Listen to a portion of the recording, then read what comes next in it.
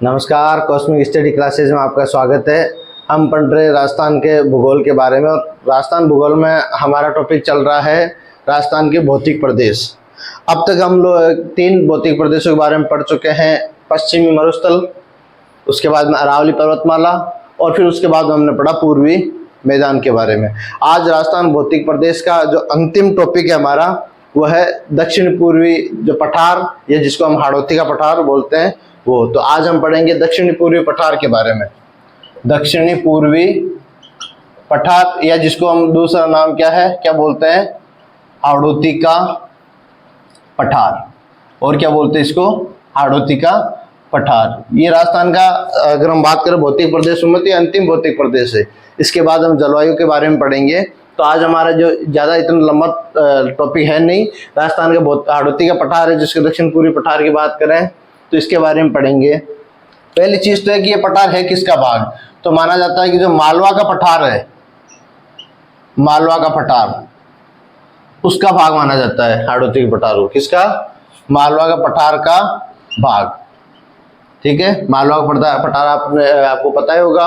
अभी मध्य प्रदेश वगैरह में जो है मालवा का पठार, ये मध्य भारत के अंदर आप बात करें तो उसी पठार का जो थोड़ा सा भाग है वो कौन सा है, हाड़ौती का पठार। अब देखो, ये रहा राजस्थान हमारा।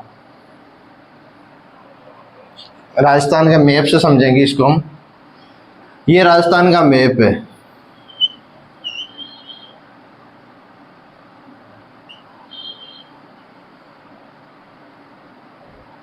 ये राजस्थान का मैप है, ठीक है, ये राजस्थान है। तो हाड़ौती की पठार की बात करें तो ये जो क्षेत्र है ये किस में आता है, हाड़ौती के पठार में। लेकिन इसकी बात करें तो यहां से जो चंबल निकल करके यूं जाती है ये, तो यहाँ पर जो है, यहाँ 12 है, ये झालावाड़,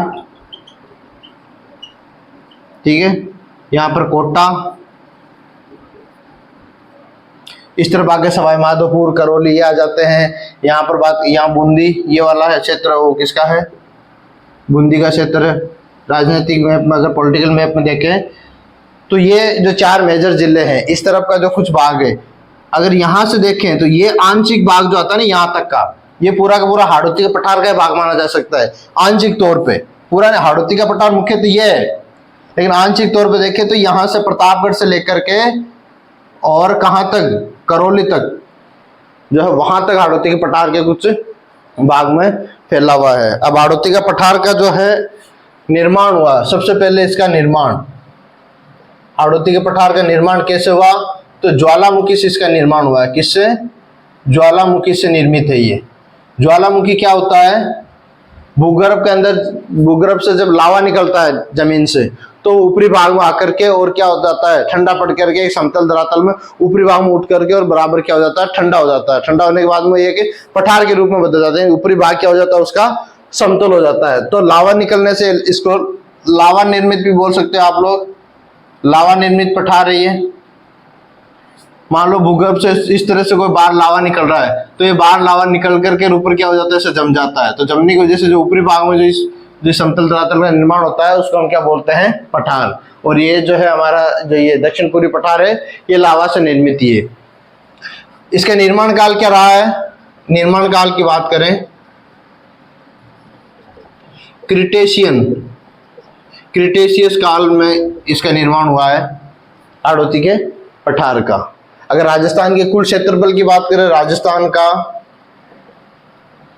कुल क्षेत्रफल का कितना प्रतिशत है इसमें, 6.89%, यानी कि लगभग 7%, ठीक है।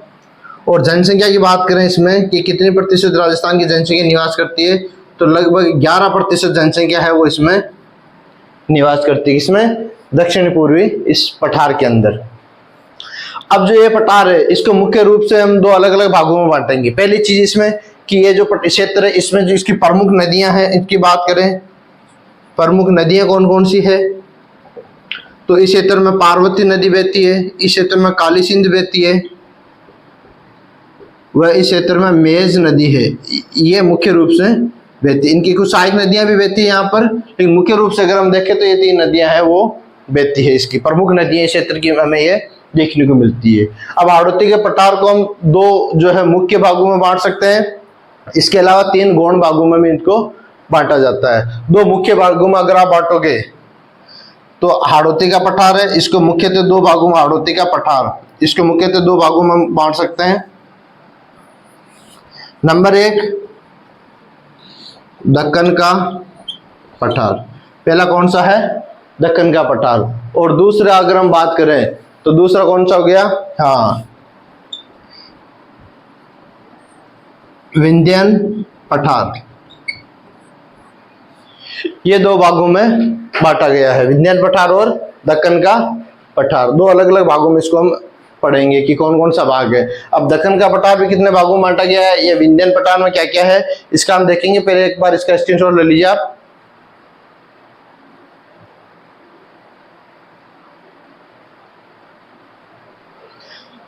नेक्स्ट देखिए आप, इसको ऊपर लिख देते हैं, फिर देखते हैं ऊपर, यहां से पढ़ते हैं इसको कि भाई हमने क्या किया है, 2 भागों में बांटा है इसको। ये मैं मिटा देता हूं एक बार।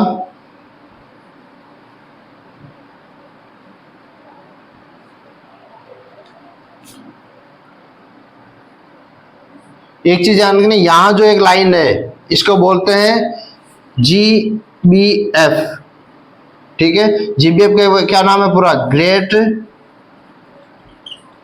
बाउंड्री फोल्ड, यानी महान सीमांत अभ्रंश जिसको बोला जाता है। और ये क्या होती है, यानी कि मैदान व पठार को अलग अलग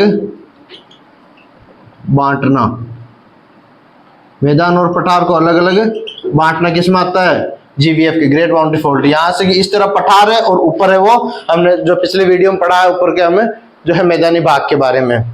तो इस क्षेत्र को हम पढ़ते हैं। सबसे पहले हमने देखो पठार को 2 भागों में बांटा, इसको हाड़ौती के पठार को, हाड़ौती का पठार इसको हमने 2 भागों में बांटा है।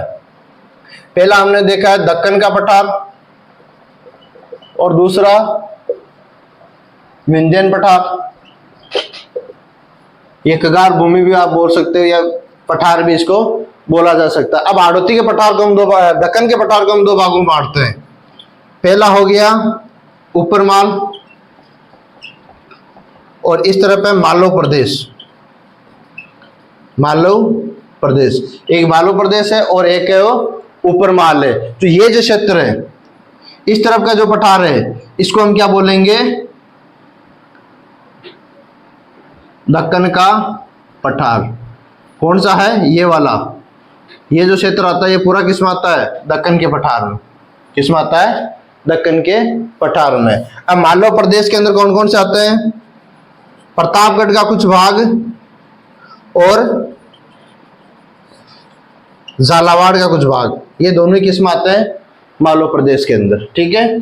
और ऊपर माल किसको बोलते हैं, यानी कि बिजोलिया, कहां पर है ये,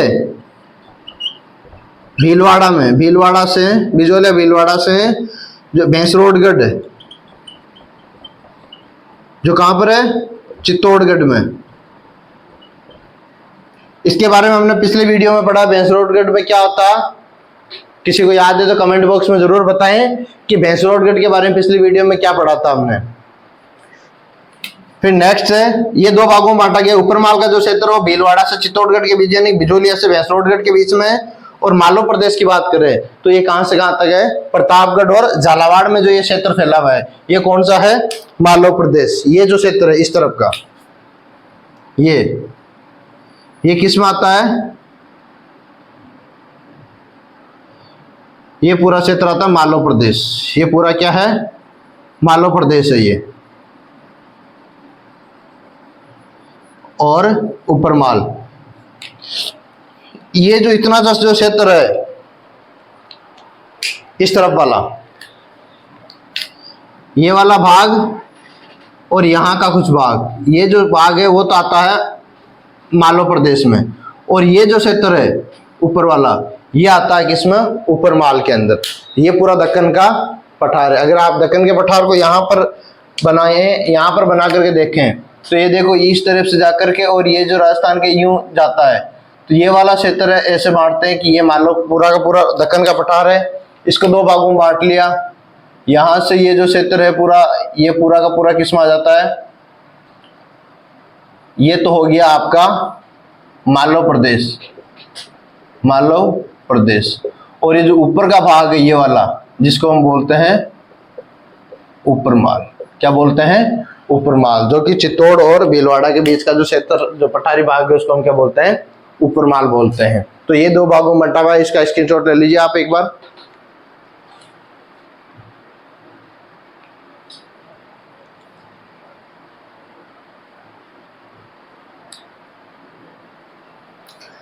अब नेक्स्ट देखिए, ये हो गया दक्कन का पठार। अब हम पढ़ते हैं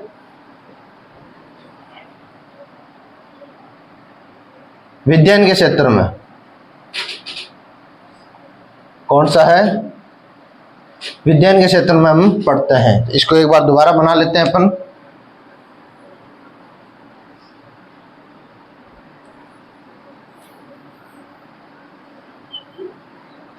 ये वाला भाग पढ़ रहे थे हम राजस्थान का।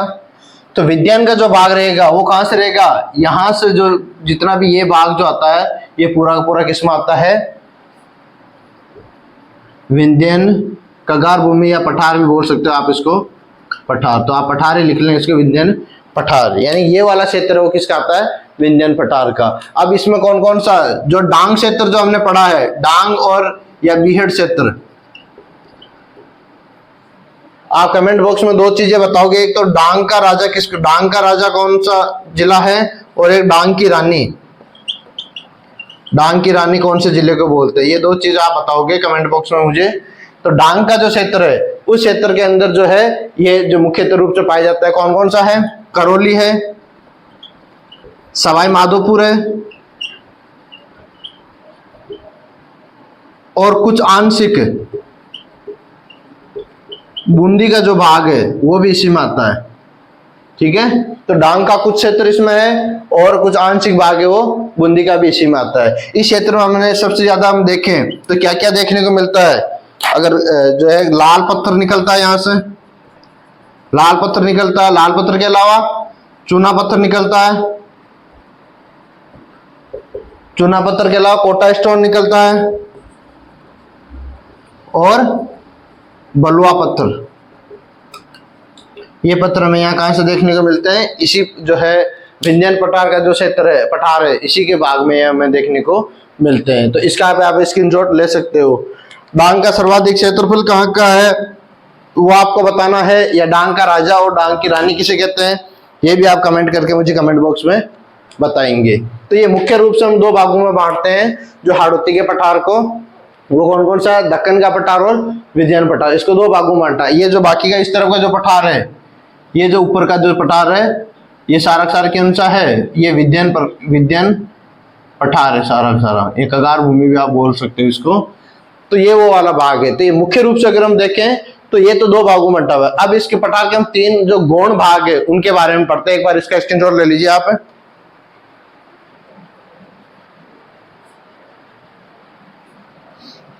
अब नेक्स्ट देखिए,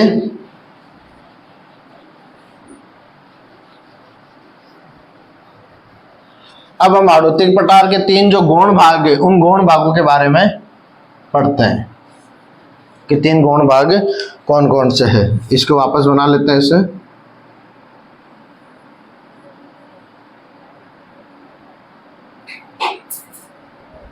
हाड़ौती पठार के बारे में पढ़ रहे हैं। तो हाड़ौती का पठार,